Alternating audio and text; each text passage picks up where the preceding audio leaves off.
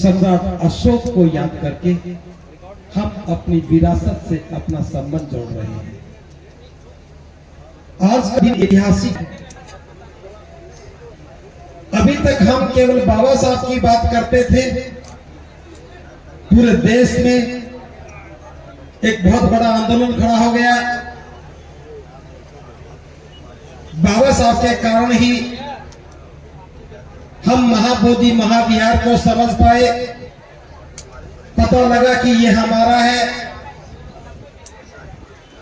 इसका प्रबंधन बोधों के पास होना चाहिए। अनागरिक धम्म पालने 135 वर्ष पूर्व इस मूवमेंट को शुरू किया, आंदोलन को शुरू किया।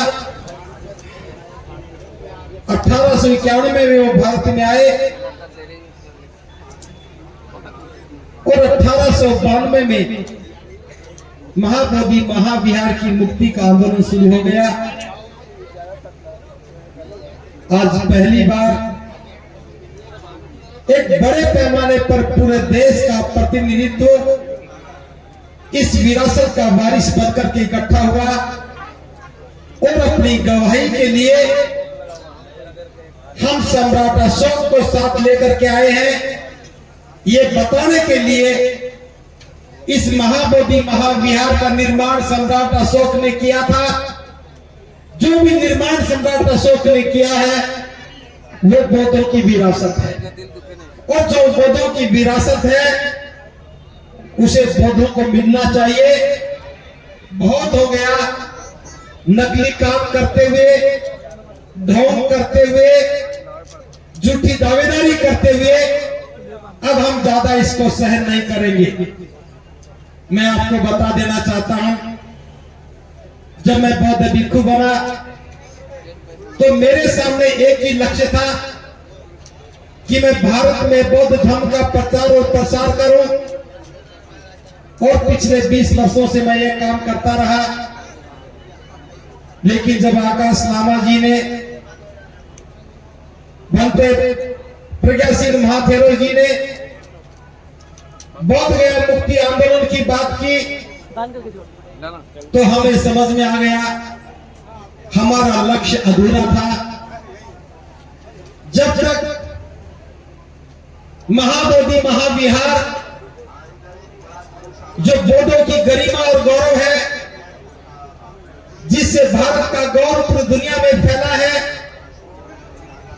अगर वो हमारे पास नहीं है तो हमारे बौद्ध बनने और नहीं बनने का कोई अर्थ नहीं है। हम बौद्ध बन सकते हैं लेकिन अपनी विरासत के वारिस नहीं bन सकते, तो ये काम अधूरा है। प्रिय उपासक उपासिकाओं और सभी भिक्षु भिक्षुणियों से मैं कहना चाहता हूं, हम चल करके बौद्ध गया आ गए हैं। इस लड़ाई को मंजिल तक पहुंचाएंगे। ये आंदोलन चाहे कितना भी लंबा चले, हम लौट करके नहीं जाएंगे। ये संकल्प हम लेकर के आए हैं, चाहे आंदोलन हमारा हक हमें कल मिल जाए, बीटी एक्ट निरस्त हो जाए, तो हम इसी विरासत को संभालने का काम करेंगे। और अगर ये लड़ाई लंबी चली तो हमारी तैयारी पूरे जीवन की तैयारी है। कोई पूछता है कि कितने दिन लड़ोगे, कोई पूछता है कितने दिन धरना चलेगा।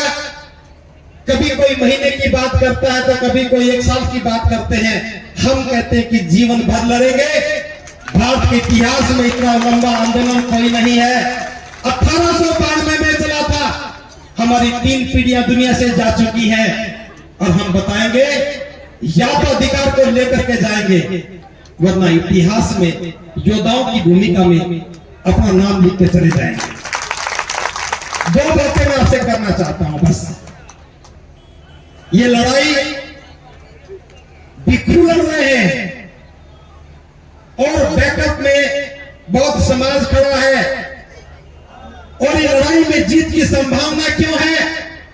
ये जीत की संभावना इसलिए है कि हमारे ना तो कोई आगे ना पीछे है।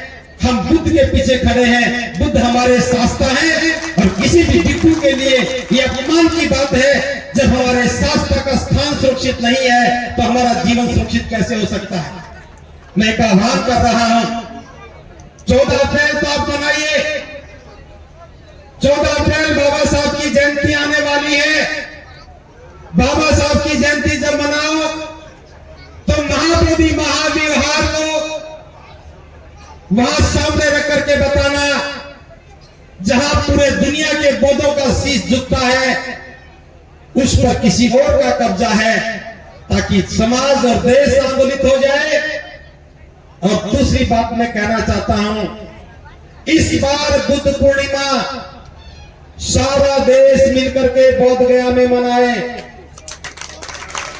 सभी उपासक उपासिकाएं इस बात को सुनिश्चित करें और सभी भिक्षु इस बात को सुनिश्चित करें। हर वर्ष आप अपने अपने बुद्ध विहारों में जयंती मना रहे थे, लेकिन वो हमारी भूल थी। मैं आह्वान कर रहा हूं, इस आंदोलन के मंच से आह्वान कर रहा हूं, ये बुद्ध पूर्णिमा महाकारुणिक बुद्ध के नाम कर दो, बोध गया मुक्ति के नाम कर दो। वो सारे भिक्षु 1 मई से ही प्रस्थान शुरू कर दें, 4 मई को यहां आ जाएं और हम 8 दिन के लिए कठोर परिश्रम करेंगे, कामना करेंगे, तथागत की वंदना करेंगे, सूत्र का पाठ करेंगे। और हम कामना करते हैं कि ये वैशाख डे, ये बुद्ध पूर्णिमा बौद्धों के इतिहास में लिखी जाए। या तो BTF को निरस्त करा करके हम महाबोधि महाविहार में जाकर के वंदना करेंगे। अगर ऐसा नहीं हो सका तो फिर इसके बाद बोध गया से लेकर के पटना तक के पूरी सड़क पर बैठ करके हम दुनिया को बताएंगे कि विरासत के वारिस तो सड़कों पर खड़े हैं और जो वारिस नहीं है वो विरासत पर काबिज बने हैं। मैं एक नारा लगा रहा हूं, विरासत हमारी, वारिस तुम। बोलो, नहीं बनोगे, नहीं बनोगे। विरासत हमारी, वारिस तुम। विरासत हमारी, वारिस तुम। हमारी विरासत का कोई वो वारिस नहीं बनेगा। एक छोटी सी कहानी है, इसलिए सुनाना चाहता हूं। आंदोलन में रहते हुए अनुभव से गुजर रहे हैं। पहले भी मन से बोला गया है, हमारे बीच में कुछ ऐसे लोग हैं जो इस आंदोलन को कमजोर करने की कोशिश कर रहे हैं। हमारे बीच में बैठ करके गलत बातों को बाहर फैला रहे हैं और बाहर के गलत लोगों की बातों को लोगों तक पहुंचा रहे हैं ताकि आंदोलन कमजोर हो जाए। छोटी सी कहानी है, लेकर के जाना। ये बौद्धों की विरासत आज जल रही है, आग लगी है। 135 वर्षों से बुझाने का प्रयास किया जाता रहा, लेकिन आग विकराल हो गई है। लामा जी जैसे, बनते प्रज्ञा सिंह जैसे, आप जो यहां पंडाल में बैठे हैं, आप जैसे एक चिड़िया बन करके अपनी चोंच में पानी लेकर के आग को बुझाने का काम कर रहे हैं। जब हम इस आग को बुझाने का काम कर रहे हैं, विरासत की लड़ाई को आगे ले जाने का काम कर रहे हैं, तो कुछ लोग बंदर बन करके दूर बैठ करके हमें सलाह दे रहे हैं, बता रहे हैं तुम्हारी चोंच में एक बूंद पानी आ रहा है, एक बूंद पानी से जंगल की आग नहीं बुझेगी। थोड़े से भिक्षु बैठे हो, 300, 400, 500 भिक्षुओं के बैठने से ये BTF निरस्त नहीं होगा। मैं बता देना चाहता हूं, जो चिड़िया ने जवाब दिया, चिड़िया ने उस बंदर से कहा, जब बंदर ने कहा कि ये चिड़िया, इस प्रयास में तेरे पंख झुलस चुके हैं, जंगल की आग बड़ी विकराल है, तेरी चोंच में एक बूंद पानी आ रहा है, इस एक बूंद पानी से जंगल की आग को नहीं बुझा पाएगी। फिर चिड़िया, पागल मत बन, मुझे देख, मैं आराम से बैठा हूं इस कमेटी का मेंबर बन करके, तू भी आराम से बैठ, अपना जीवन बचा, इस आंदोलन में कुछ नहीं रखा। तो चिड़िया ने कहा, हे बंदर, तू ठीक कह रहा है, मैं जानती हूं कि मेरी एक चोंच पानी से जंगल की आग नहीं बुझेगी, लेकिन मैं ये भी जानती हूं एक दिन इस जंगल की आग का इतिहास लिखा जाएगा और उस इतिहास में आग बुझाने के प्रयासों में मेरा नाम सोने के अक्षरों से लिखा जाएगा और उसी जंगल की आग के इतिहास में, उसी बौद्ध मुक्ति के इतिहास में तुम्हारा नाम गद्दारों की सूची में आएगा और काले अक्षरों से लिखा जाएगा। जब चिड़िया ने ये बात कही तो एक हाथी भी सुन रहा था। हाथी ने चिड़िया को आवाज दी, हे चिड़िया, तूने बंदर को क्या कहा, मेरी समझ में नहीं आया, एक बार मुझे भी बता दे। तो चिड़िया ने कहा कि हे हाथी सुन, इस जंगल में हम पैदा हुए, इन पेड़ों की छांव में फले फूले हैं, इन्हीं के फलों को खा करके हमने जीवन जिया है। आज ये जंगल धू धू करके जल रहा है। गद्दार है वे लोग जो अपनी जान बचा के भाग रहे हैं, इस जंगल को जलता हुआ छोड़ रहे हैं। तो हाथी ने कहा, हे चिड़िया, अब मेरी समझ में आ गया है, अब तू इस प्रयास में अकेली नहीं है। हाथी ने एक लंबी सी चिंगाड़ दी, जंगल के सारे हाथी इकट्ठे हो गए, अपनी अपनी सूंड में पानी भर करके आग पर फेंकने लगे और देखते ही देखते वो आग बुझ गई। चिड़िया का प्रयास था, हाथी की चिंगाड़ थी, जंगल की आग बुझ गई। तो मैं भी ये कह रहा हूं, लामा जी का प्रयास है, बौद्ध संगठनों का प्रयास है, भिक्षुओं का प्रयास है। अभी तक ये प्रयास चिड़िया के चोंच में आई हुई एक बूंद पानी का प्रयास थी, लेकिन मैं आज इस आंदोलन को अपना सामर्थ्य मान करके इस आंदोलन की शक्ति के साथ हाथी बन करके चिंगाड़ रहा हूं। जिसे एहसास है कि वो हाथी है, जिसे एहसास है कि विरासत हमारी है, जिसे एहसास है कि वो बुद्ध का अनुयायी है, एक बार इस आंदोलन में शामिल हो जाए। और हम डेडलाइन दे रहे हैं, हम सरकार से अनुरोध कर रहे हैं, हम सरकार को बता रहे हैं, हम किसी के अधिकार नहीं छीन रहे, हम किसी व्यक्ति के विरुद्ध नहीं, ये आंदोलन किसी धर्म के विरुद्ध नहीं, ये आंदोलन किसी जाति के विरुद्ध नहीं, ये आंदोलन किसी से कुछ छीनने का नहीं, ये हमारी अस्मिता का प्रश्न है, ये हमारी विरासत का सवाल है, ये देश, ये बौद्धों के स्वाभिमान का सवाल है।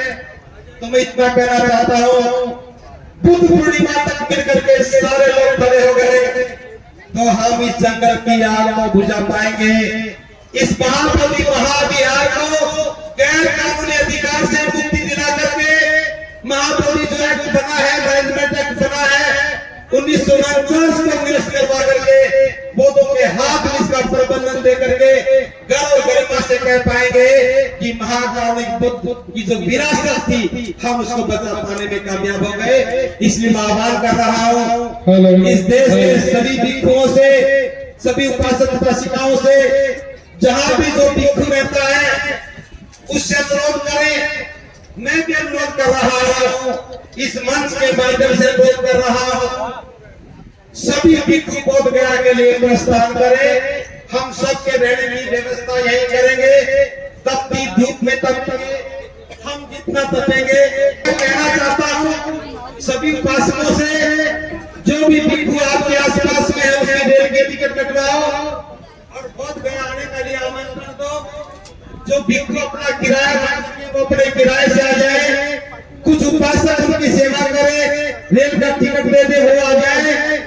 अगर फिर भी कोई व्यवस्था नहीं बने तो हम इस आंदोलन समिति की ओर से कोशिश करेंगे कि ये बाधा भी दूर कर देंगे।